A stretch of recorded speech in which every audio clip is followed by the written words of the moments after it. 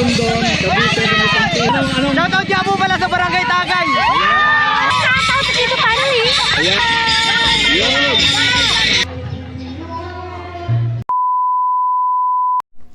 Ay mga kagiliw, ay pupunta ngayon sa Maragondon. Magandang araw sa inyo. Tayo pupunta sa Maragondon para mamiesta, para samahan nyo ako. Alright, tara na mga kagiliw.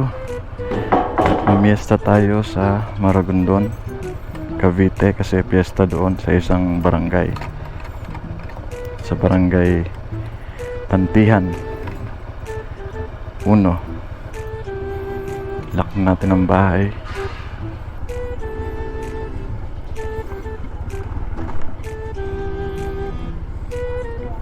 Let's go.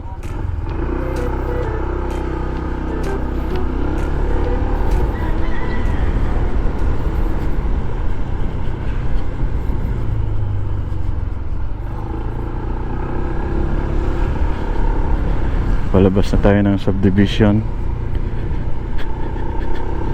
Ayan, may mga taong naglalakad. Ito yung subdivision sa amin.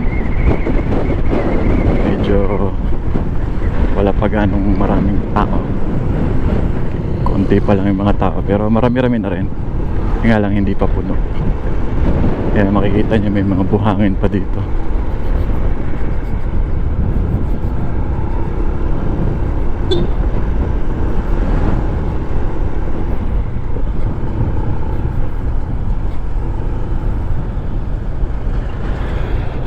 Daming sasakyan.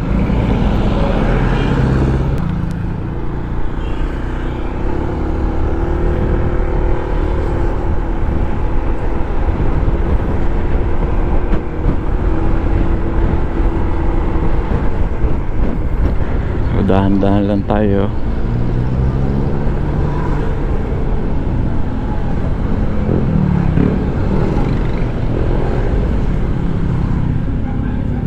The e-bike.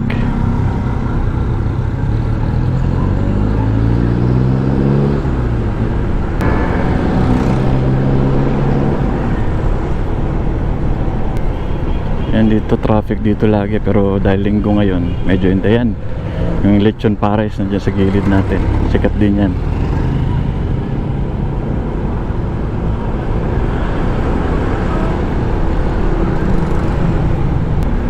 Medyo maliit lang yung ano dito sa amin eh, kalsada. Pero nagro-road widening na rin naman sila. Yan, gasoline station dito, mura lang yan. Gas dyan.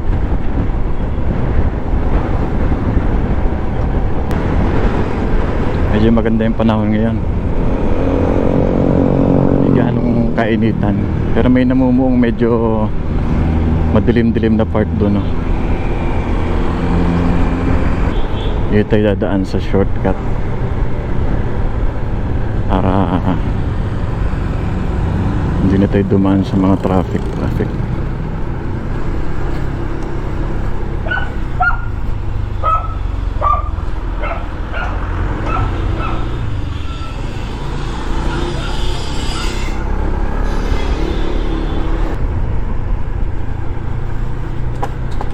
Uy,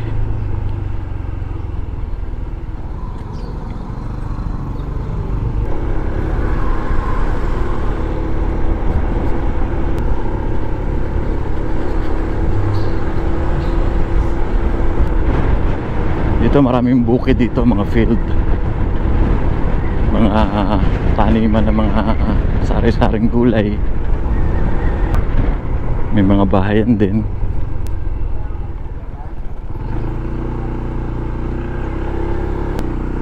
Yan, may mga gulay dyan. Sa tabi-tabi, mura lang yan. Kaya minsan dito ako bumibili. Hindi na ako nagpupunta ng palengke. Dito na ako bumibili ng mga gulay-gulay. Yan, mga field dyan eh. Ayan, taniman ng palay dito sa kanan, tapos gulayan sa kaliwa. Paglabas ko ng highway, yun na yung papuntang Naik.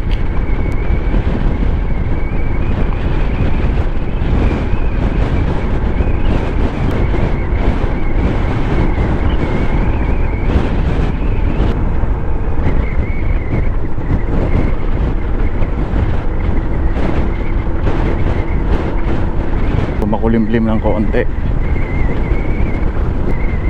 Yan, mag-ingat tayo sa mga aso, biglang tumatawid yan. Pag aso kasi yung nasagasaan mo, wala ka na talagang magagawa kundi sumemplang. Nung araw dito, nung bata pa ako, wala pa to rito. Punong-puno pa to ng mga damo-damo, talahiban, tapos mga, alam mo yung tambakan ng mga waste ng mga company, ng mga pabrika dito, yung mga kahoy-kahoy. Diyan nila binibili. Diyan nila tinatambak, kaya kami bumibili kami rito dati. Pag gumagawa kami ng mga kulungan ng mga manok, ganun. Magaganda, tas mura pa. Ayan. Kakaliwa na tayo. Puntang Naik.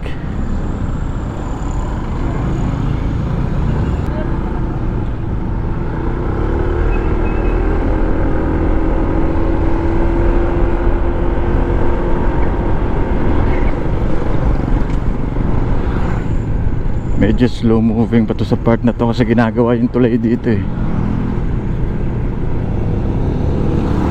Parang nire-repair nila. Maayos naman to dati kaso parang nagkaroon yata ng mga problema, so nire-repair nila ngayon.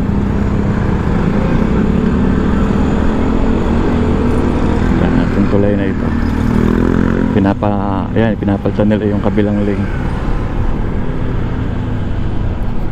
Tapos nung araw dito wala pang ganong mga establishment, as in wala, mga tala-talahib lang.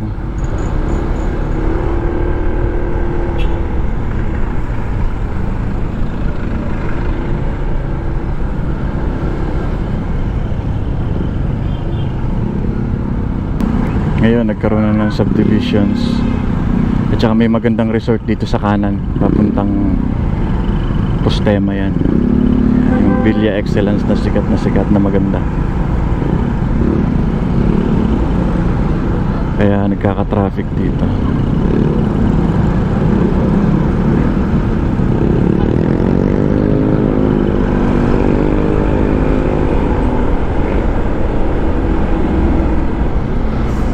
Yan dito rin mga kagiliw, medyo nagbi-build up yung traffic dito kasi dyan na dating talahiban din, yung kanto na yan, yung pakaliwa yan, marami ng subdivision, dating talahiban lang yan.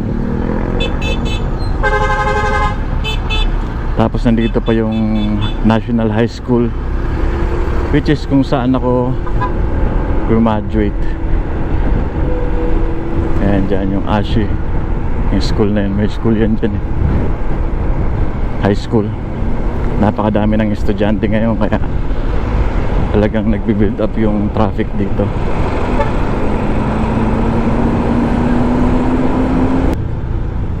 Ito yung mga classic na minibus dito sa amin sa Cavite. Nung araw sikat na sikat yan talaga, nung wala pa ganong mga aircon na buses.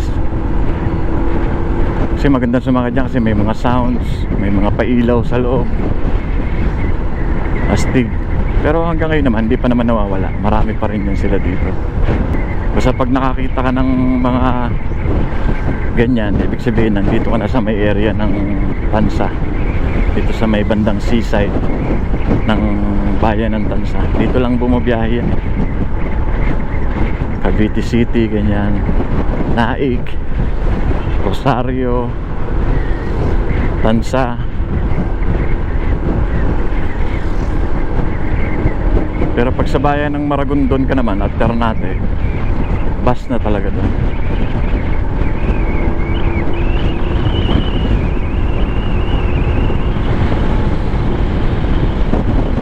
Medyo maganda yung araw ngayon, makulimlim, oh.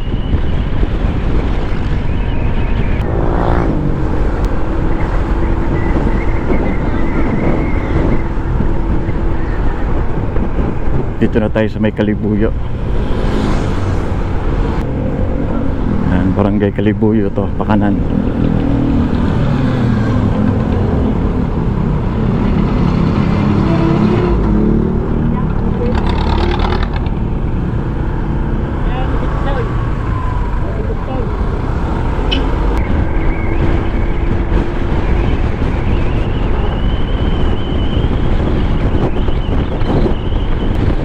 naririnig yung sinasabi ko. Malakas kasi yung hangin eh. Ito na tayo sa Naik. Itong tulay na ito yung boundary ng bayan ng Tansa at saka Naik. Yan, pag dinediretso nyo lang to, papunta kayong kay Biyang Tunnel. Ayan, maraming riders ngayon na galing ng ng tunnel kasi linggo eh. Ayan, maraming bahayan na rin dito. Dati, nung araw, as in wala talaga. Nakakatakot ng lugar to dati kasi madilim dito eh. Ngayon, napakadaming tao na. Ayan yung LTO Naik dyan oh. Yan. Sarap pag motor, mga giliw. Kaya mag-ride din kayo. Pero ako hindi pa ako gano'ng makalayo eh. Kasi busy pa. Marami pa akong inaasikaso. Dito na tayo sa pinaka papasok ng bayan ng Naik. Pag dimiretso kayo, pupunta kayo sa bayan ng Naik. At tayo kakaliwa tayo papuntang Maragondon at saka Ternate. Yung mga nagkakaibiyang tunnel dito dumadaan yung mga yun.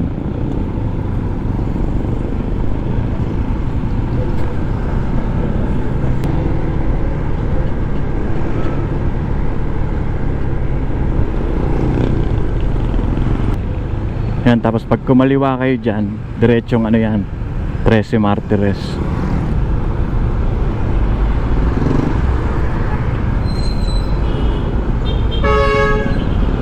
Lalaki ng truck mga kagiliw.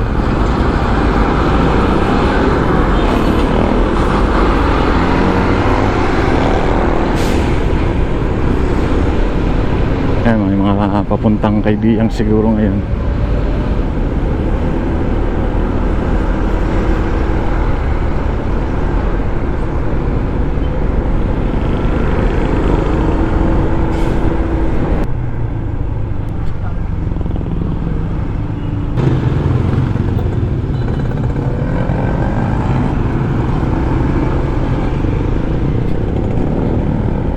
Yan yung kaliwa papuntang Alfonso yan.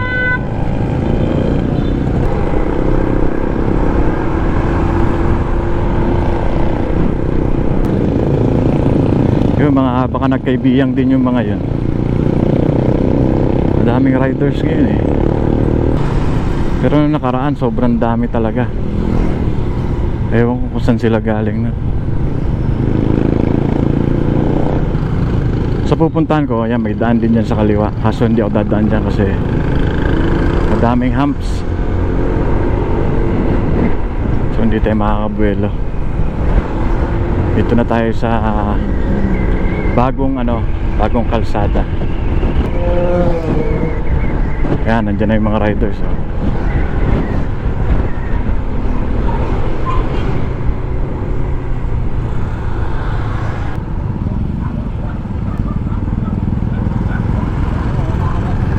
Uy, may aksidente. Kawawa. Sana wala ganang nasaktan. Ingat po tayo, ride safe. Yan, yung mga riders from Parañaque yan. May mga nakalagay Parañaque sa likod oh.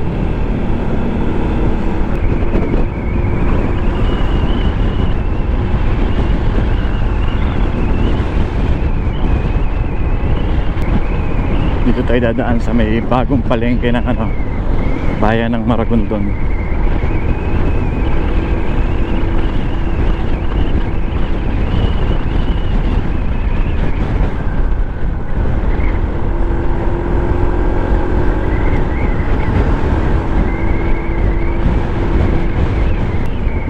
Ayan, welcome to Maragondon, Cavite.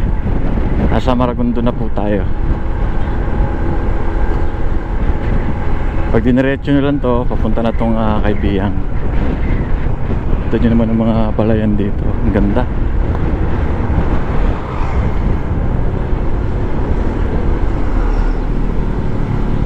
So tayo, kakaliwa na tayo sa may bagong palengke. Ginagawa dito. Delikado. Butas.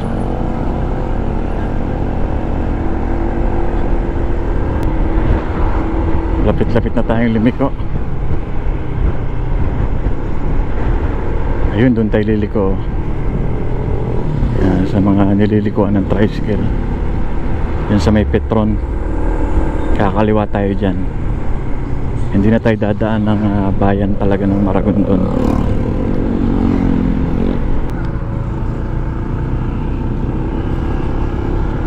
Ito yung bagong kalsada eh.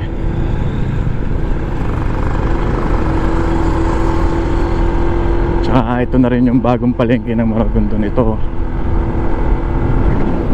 yun.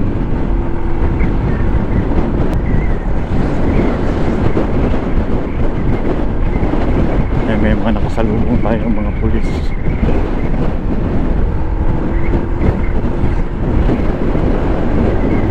Bagong gawa kasi itong kalsadang to eh.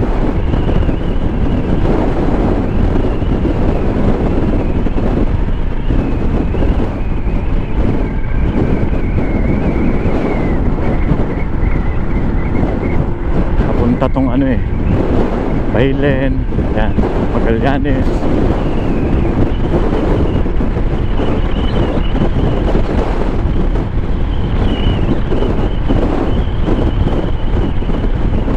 Di pa ganong tapos, kagaya nito, putol kasi yung bahay, masasagasaan. So hindi ko alam kung matutuloy ito talaga na maano yung mga nasirain yung bahay tapos gawing highway. Kasi may mga part na ganun eh, may napuputol yung kalsada kasi merong bahayan.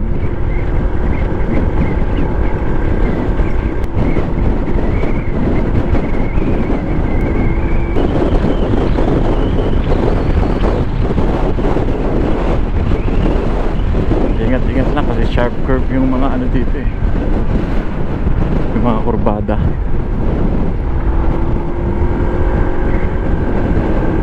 Eh hindi ka rin makakabuelo.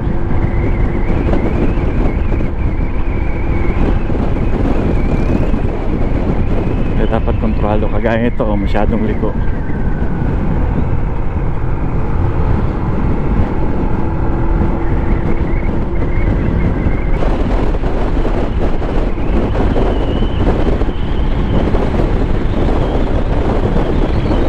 Dito na tayo, kakaliwa. Yan, dito na tayo.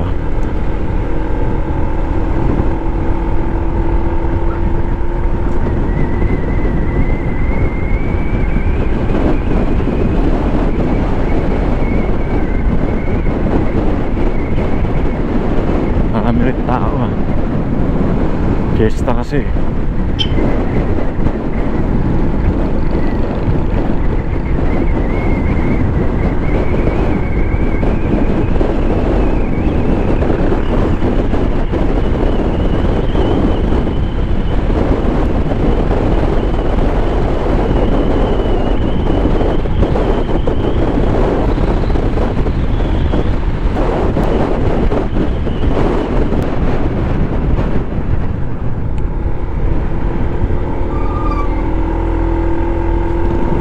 Dito yung sikat na ano eh, Pantian Falls. At saka yung solar farm.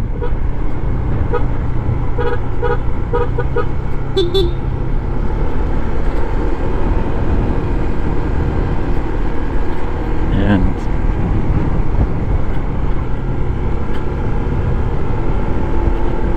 Sarap mag-ride din dito. Kung nature ang hanap nyo, tinaman nyo naman, puro mga farm dito eh. Yan, fiesta nga.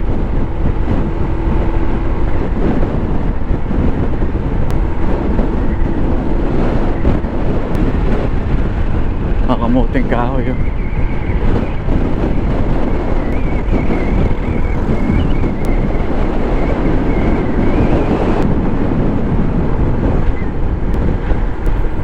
Hindi ganong halata yung piyesta kasi hiwa-hiwalay yung bahay dito eh. Pero ayan ang mga banderitas. Kanan tayo dito.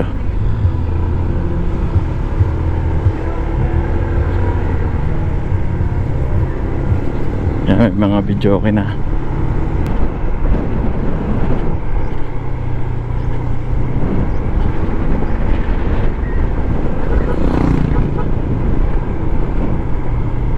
Ayan, mga tulay tabi-tabi po.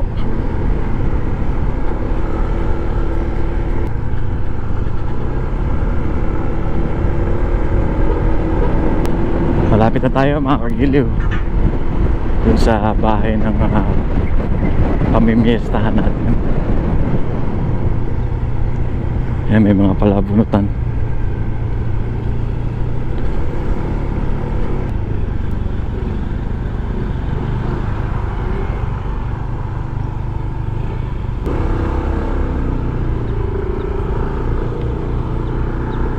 Ayan, dito na tayo.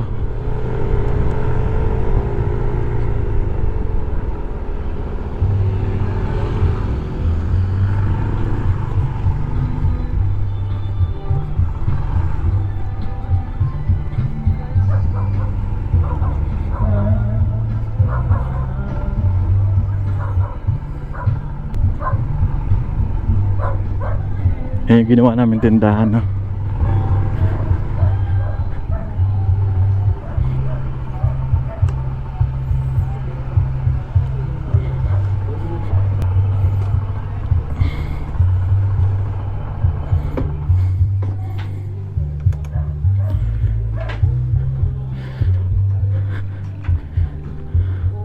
A few moments later. Na po tayo mga kagiliw. Nakakain na tayo.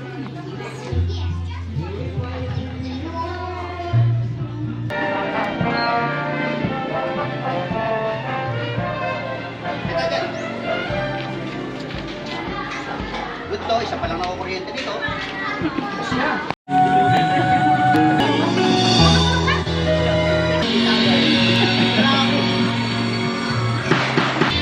Hello.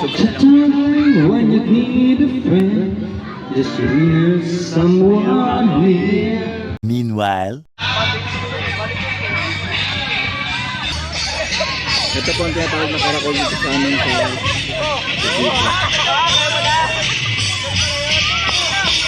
ayan, yung company.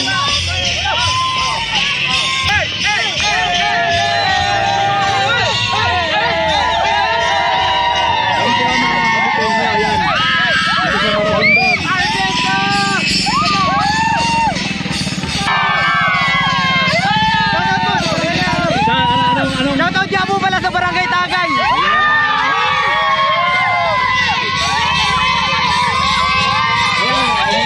Shoutout sa Tito Family. Ayan, ito yung mga taga. Ayan, mga tropang itim. Yun.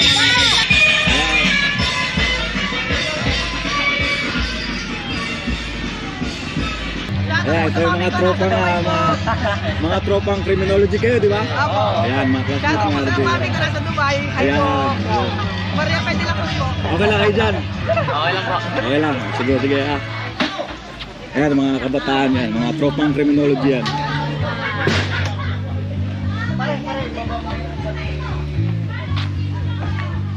Balik na tayo. Sorry po, babawi ako next time. Pangako talaga.